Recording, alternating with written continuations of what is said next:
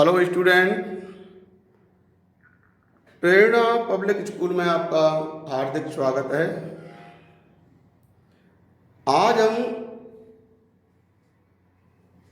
Tense को आगे बढ़ाते हुए प्रेजेंट कंटिन्यूअस टेंस पढ़ेंगे, यानी पास्ट कंटिन्यूअस भूतकाल लगातार।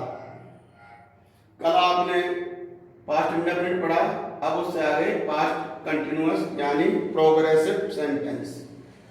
हिंदी में जब हम पहचान करेंगे तो वाक्य के अंत में देखते हैं, वाक्य के अंत में रहा था, रही थी, रही थे इत्यादि ऐसे शब्द पाए जाते हैं जिनसे कार्य का भूतकाल में जारी रहना प्रकट होता है। जैसे अध्यापक अंग्रेजी पढ़ा रहे थे, खिलाड़ी कबड्डी खेल रहे थे।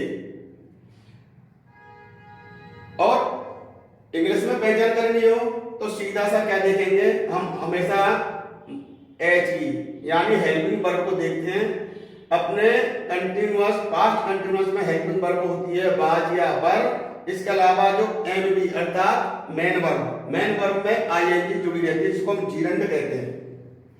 इसके अलावा जब हमें रिक्त स्थानों की पूर्ति करनी होती है तो इसमें as, then, when, while, that इत्यादि जैसे एडवर्बल्स भी होते हैं जो हमें यह संकेत देते हैं कि जो कार्य है वो पास्ट टेंस में जारी है, प्रोग्रेसिव अवस्था में है। जैसे हमने यहाँ लिखा अध्यापक अंग्रेजी पढ़ा रहे थे, the teacher was teaching English. तो खिलाड़ी कबड्डी खेल रहे थे, the players were playing kabaddi. तो इस तरह से हम दोनों में पहचान कर सकते हैं। क्यों?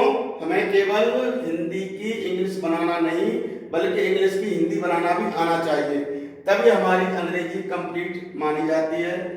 अगर देखा जाए तो नियमों की दृष्टि से पास्ट कंटिन्यूअस सेंटेंस सबसे सरल सेंटेंस है।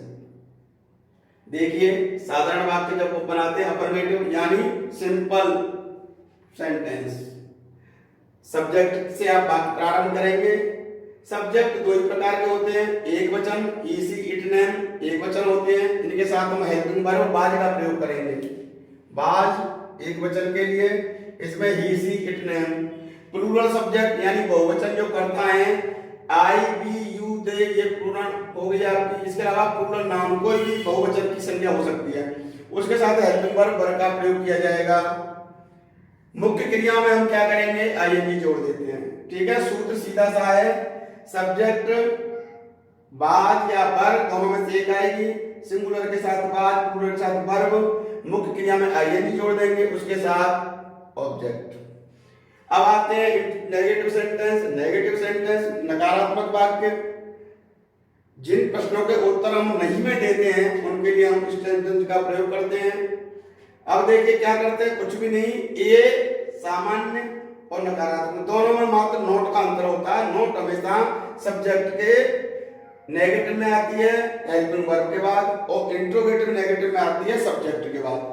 तो सबसे पहले सब्जेक्ट, हेल्पिंग वर्ब, बाज या वर्ब, उसके बाद नोट लगा देंगे, मुख्य क्रिया में आईएनजी जोड़ देंगे, ऑब्जेक्ट, और उसके बाद अदर। अब देखिए इंट्रोगेटिव सेंटेंस यानी प्रश्नवाचक वाक्य।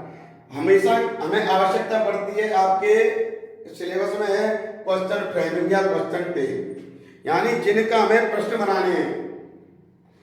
कई बार जैसे मैं आपसे आंसर करता हूं, आप प्रश्न करते हो, तो इंट्रोगेटिव की आवश्यकता होती है। जैसे मैंने पूछा why are you making a noise, आप शोर क्यों मचा रहे हो, तो आप क्या आंसर देंगे, I am not making noise, मैं शोर नहीं मचा रहा हूं।